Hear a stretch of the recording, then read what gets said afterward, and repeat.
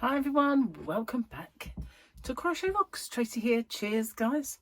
Finally cooling down enough to drink it, so I don't think it'll last too long either now.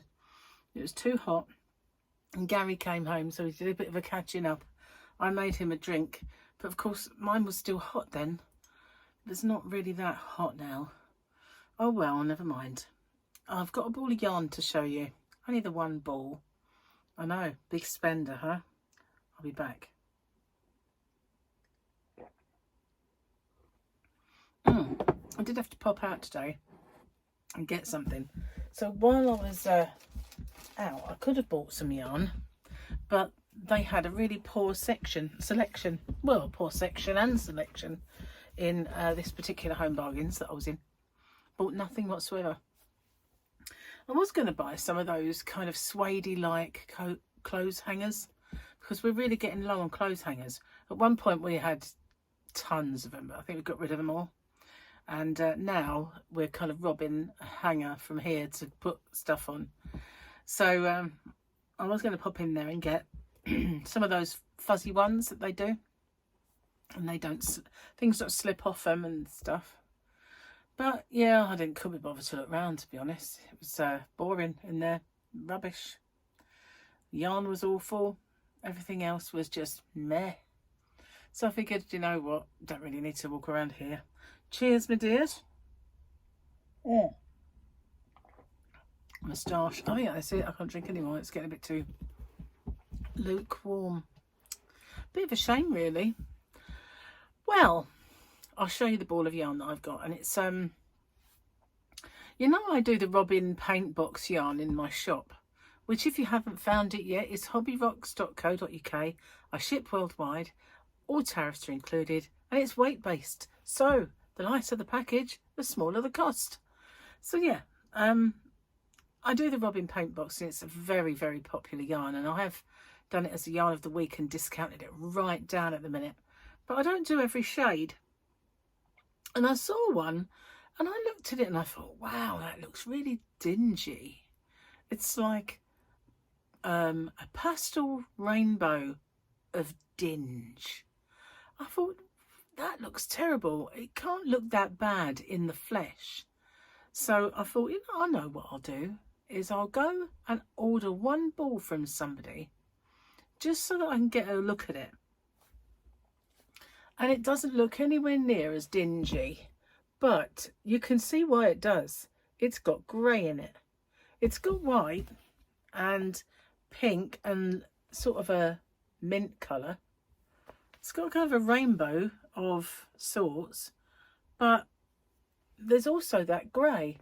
So it kind of, in the picture, it was all a lot more grim looking than that. It was very, very dark, where the white bit looked grey. The white bit looked that colour, so you can imagine how dull and dark everything else was. So I just have the one ball. Heaven knows what I'll do with it. But I just wanted to get it to see if I liked it enough to get it to stock it. And I figured it doesn't wow me. It's all right, but I can't look at that and go, gotta get that. You know, like some of those, like the PBX 23, that real, and that one my favourite one with the blues, the kind of turquoises and that shock of pink that goes through it. Now they wow you. You look at them and you just go, oh, doesn't do that, does it? It's just like, oh, it's all right, isn't it? It's nice enough. But what can I do with a ball of that? What can you do? A ball of that, indeed. Give it away, perhaps. I don't know. Anyway, so that's what I did. And I've done that before, you know. Ordered a ball or two of a yarn that I wasn't sure of, rather than go and order sort of packs of it and then get it in and think, I'm really keen on that. So that's what I've done. And sometimes I have this other supplier where I get that, funnily enough,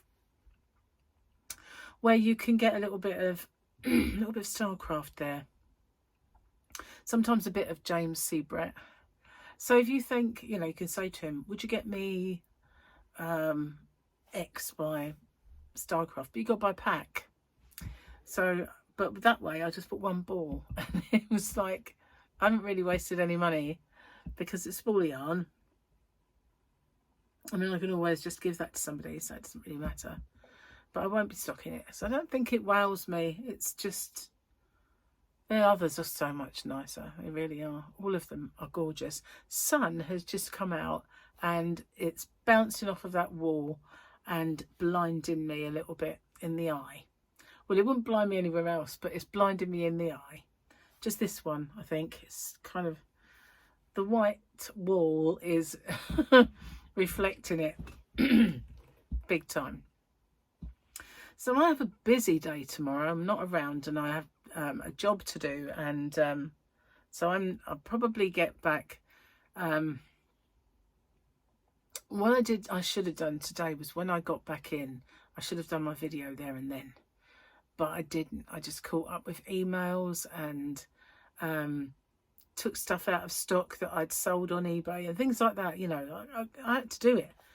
I should have done my video because I was sitting, thought I'd have a cup of tea now.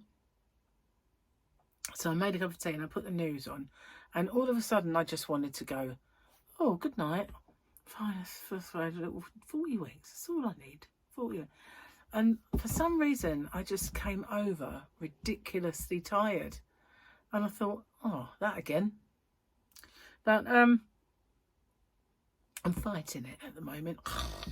I'm fighting it. But oh, I am fighting it. Serious. It's quite lethargic I have become.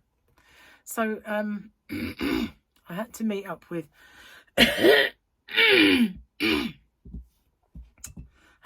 my son Michael today, and I needed to give him something and he needed to give me something.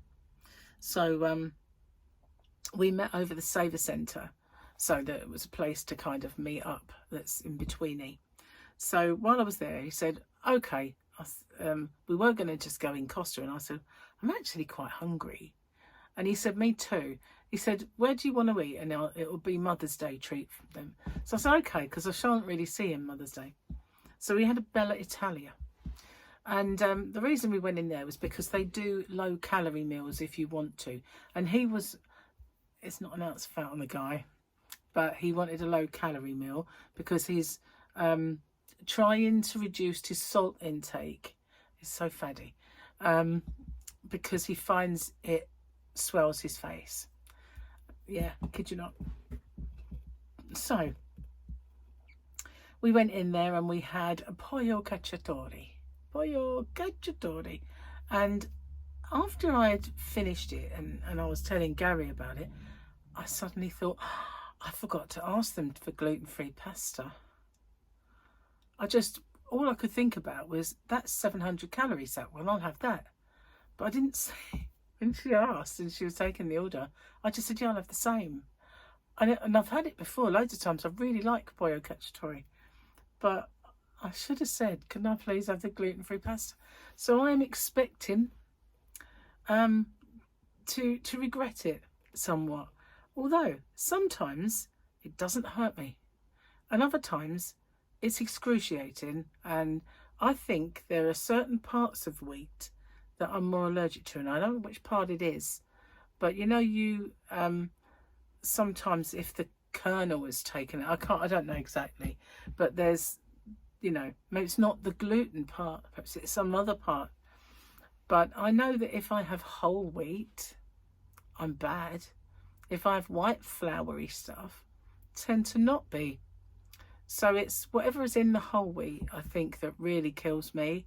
So I'm hoping that because it was white pasta, I'll be fine. Oh, I hope so anyway. But yeah, it just dawned on me. I was like, oh my God, I forgot to ask. I was too busy thinking of one dietary thing, not the other dietary thing. Oh well, never mind. Let's have a look at the picture. We had a lovely, lovely, lovely Grogu. Jokes have fell down, but I can reach them. This is fine. I can't see us getting another gorgeous Grogu. What have we got? We have a shiny Mando, I think. Is it a shiny Mando? It looks like Mando. Sometimes when the light shines on it, I can't always tell, but that looks like Mando. A little Mando. A Mandy Mando. Got my pen to tick it. Oh, there they are. Beginning to wonder where the glasses were. I went for... Gary's done it again.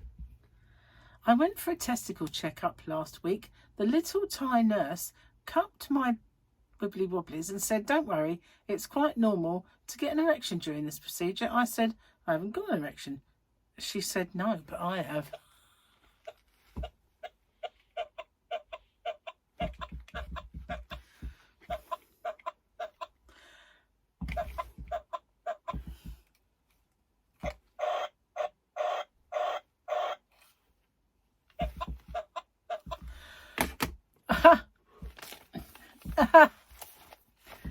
Honestly, I'm not having much luck with them things. I've got a new one and it's doing that, so I have to send that one back. Get another new one. This is a new one, but it's just not playing, is it? It's getting more each time I do it.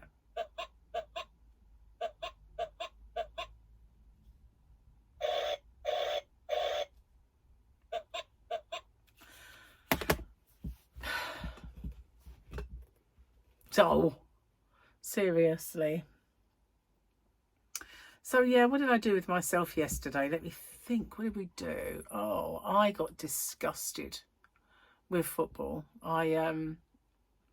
See now, Tottenham Hotspurs, their Champions League form had been very, very good, and they sacked another manager and they've got this guy called Igor Tudor. Sounds like Frankenstein's assistant, but from medieval times. It's about as much use, I tell you, because he's been in charge and they've lost 4 games out of 4. Not that they were winning many before that, but and he's been mixing the team up.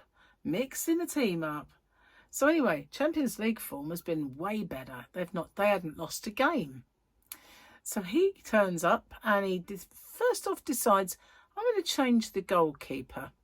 We'll take Vicario off and we'll put Kinski on. You know, the one who's the second runner-up keeper. We'll take a few of the other team and we'll put the others on and we'll see how it goes. We won't put like rainy weather studs in. We'll just stick with the ones we've got in, you know. So the first thing that Kinski does is slip over in the goal, give the ball straight to the opposition who score straight away. So that was one. And then it goes out and it comes back and Mickey van der Ven just goes to get the ball and he slips over. And so they get the ball and they score again. I say, I've had enough of this. I'm not watching this. I've got better things to do with my time than watch this rubbish. I'm not going to sit through this. That's 90 minutes or more of my time that I'll never get back, and I don't need it. You know, they've got so many more things to do, so they're on their own. So I left the room, and then all of a sudden it's happened again. Kinski slipped and in went another goal. So basically, when my children used to play football, we had studs for dry hard ground and studs for wet ground. So I obviously had the wrong studs in. Then it was 4 goals they had conceded. And then they scored once, 4-1. And I think it finished 4-2. But I wasn't about to stick around and watch that. Absolute shower of rubbish.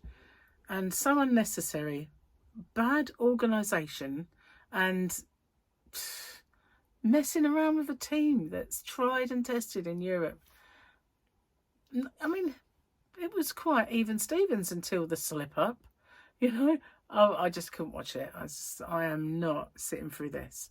How people are paying good money to go over there and watch it. I don't understand. I don't understand why they're not voting with their feet and showing their contempt for what's happening, because I couldn't do it. There's not a chance that I could spend even money to watch it at home, you know, without going to wherever it was played. It was Atletico Madrid, and I don't know if they had to go to Madrid to play it or where it was played, but there is not a chance that I'd even go to Britain, you know, to see it with them playing like that, with that manager and those people in charge and all what's going on. That would be a waste of money in my own country without going all that way. Ugh. So yeah, that wasn't a good start to my evening. And so I decided to get on, and I went into Tiago's live. So I did that, and then there was something else that I went into. I can't remember what I was doing after. Oh yeah. Before I went into Tiago's live, I watched a documentary about a young, well, he was young, he's not anymore. He's probably a little bit older than me. A man who had something ridiculous like 70 more than 70% burns from being one of the last people airlifted off the Sir Galahad in the Falklands War, and his name was Simon Weston. And all the guys and girls who watch me from the UK will know that is, because he was terribly burnt, and they did lots of kind of documentaries of putting Simon kind of back together again after it all. Well, this was a look back at his life, and really from the Sir Galahad, from that day. And so that, you know, he's had countless operations, because when the scar tissue started to contract, the face he'd got was getting worse and worse and worse, where he didn't even have proper eyelids that could open anymore. So he had no choice but to have umpteen operations. But to look at him now, I mean, it's quite amazing what they can do, because you've only got to look at that presenter, Katie, I want to say Price, but obviously it's not. Holmes? No, she's a sportswoman. Piper, not get there in the end, who was her ex-boyfriend who had threw acid on her face.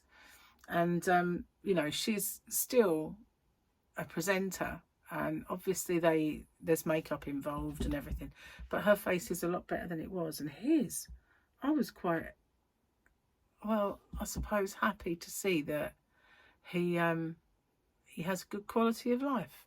He's got a wife and children and grandchildren, and a face that he can kind of be happy with, if you like, because it's got him where he is. It's got him his wife. It's got him. It's the face his kids love. So it was good that he was now happy in his skin. And so I watched that. I thought I'd rather watch that than that stupid, you know, slippy, ridiculous mess. So yeah, that's what I watched. And I've got I'm going to put a link to it in the description box for anyone who wants to watch it, because I can remember watching when he very first started going through procedures and everything else, and he had like big bags on his hands, and you know, it was that fresh when we first started seeing what they were doing with Simon, and he became the poster boy for, you know, the Falklands War. Anyway, one of the guys, the last guys to be airlifted off the Sir Galahad along with him, was my friend's husband, and he was a medic. And the things he saw and the things he went through while he was there, he was just not the same when he came back. He really was not the same. And it was a real shame, because he was a lovely guy. They're not together anymore. And he, at one point he said, I might be kind of, things might have happened to me, and I might have mental health problems and everything else. But one thing I have got is brain, so I'm going to go back and learn stuff. So he did. And he became a social worker, and I did see him a few times because he used to be on the island, but I haven't seen or heard from him for a long time. I've seen his brother on Facebook, but not him. I don't know what happened to him in the end. But yeah, he was actually one of the last handful that were taken off that ship before it exploded. So yeah. And it was, what, 82, I believe, back in the 80s, that, when we had the argy-bargy with the argies. Yeah. I can remember, and Maggie Thatcher sending a task force. A task force. Never heard that saying before. A task force. Anyway, that's what I did with my evening. That, and then I went into Yargo's live, and that was fun. Always is, because he's crazy and fun. I might get myself some of his merch, because he's just got a merch company that does his, and he's saying that we all kind of voted on it. What did we want on the merch? And he obviously doesn't want it to be, he wants it to be an inside joke for us, but at the same time it's not, people are going, what's that about? So one of his saying is, it's a freaking spaceship, because he's got a voice changer and it goes, it's a freaking spaceship. So his logo on it is, it's a freaking spaceship. And so he's got caps, he's got drink bottles and t-shirts and everything else. And I know I should do merch. I know I should. But I mean, all I've ever had is my can cozy, which I have a couple left. Don't have many, but yeah, that's all I've ever done. And I thought, well, merch shelves, they're kind of, some company puts it all out, they're the ones who sell it, and then they give you kind of like a little small percentage. So and I thought to myself, I've got a shop, I'll get merch, I can sell merch. So that's why I got the can cozies. But I never really, I used to look and see how much things were and think, how much? Good grief. And that's the ideal thing about doing it from a company that will put your merch in for you, because you don't have to have it made, and you know, you just sit back and they can do it all and then give you like a tiny percentage of it. So I never know, I might do that. I might look into it one of these days, have a little kind of merch of sorts. Yeah, it'd be fun. And you guys can help me do it. You can not do it, but you can help me design stuff. Send me stuff that you think would look cool. Yeah, because my today is your tomorrow, your tomorrow my yesterday. Little crazy sayings that, but then other people wouldn't understand that one. So I get what Tiago was on about, really, in that respect. So today I went out, and as I say, I went early because we had another, it was just pure coincidence, another itinerary change to our next little holiday. And we'd booked up all these excursions, and I thought, oh no. And the only thing I was just saying, please don't let it be that Viking one, because it's the only one that we really want to do. The rest can just change, it doesn't matter, we'll make the best of it. But the only one thing that I really, really, really wanted to do was the Viking experience. And the reason it's had to change is because in Malmo, which is where we were going on this particular day, they've decided that they are downgrading their pontoon at the port to smaller ships only. And although Ambassador, even the largest of the ships, isn't massive, it's still too big for that particular slip, I guess, you know, whatever way you want to look at it, pontoon. So they've decided that they're going to have to close Malmo only to only little vessels. So you're going to put Gothenburg on it instead. So in a way, I don't mind. I don't even remember what Malmo excursion was. It was just one making up the numbers. I think it was called Sights of Skanka. It sounds lovely. But it was, I think there was quite like a lot of scenery involved anyway. But there's none listed for Gothenburg yet, so we just have to wait and see what they do.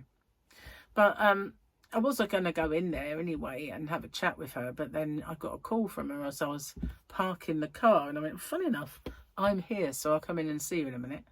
So I had a cup of tea in there, very civilised, and we had a good chat. But yeah, a bit annoying really, but you know, that's the way it is. It's just subject to change. I just have to hope that they don't change the other one, because that's the only excursion really is set in stone for us that we want to do. But yeah, and I forgot to tell Gary what we talked about, but never mind. I can do that in a minute. So I looked around the shops, and I didn't look in all of them, but I went into one shop and they had a couple of I suppose you could call them gypsy style tops, although they weren't really. One had a bit of a, I don't know, one was black and white spotty and the other one was floral, and I thought I'll try these on, and I thought they looked quite nice actually. Black and white one not as much as the other, but I got it anyway.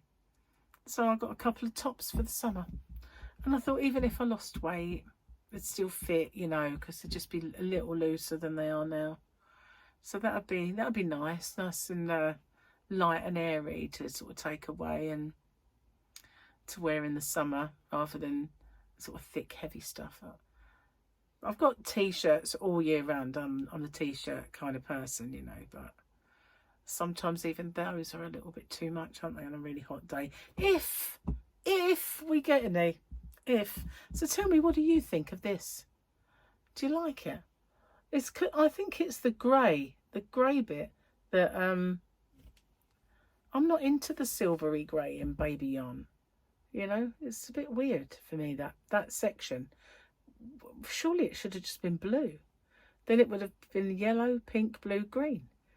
But grey, I don't know, it's just a bit odd. So I won't be stocking that one.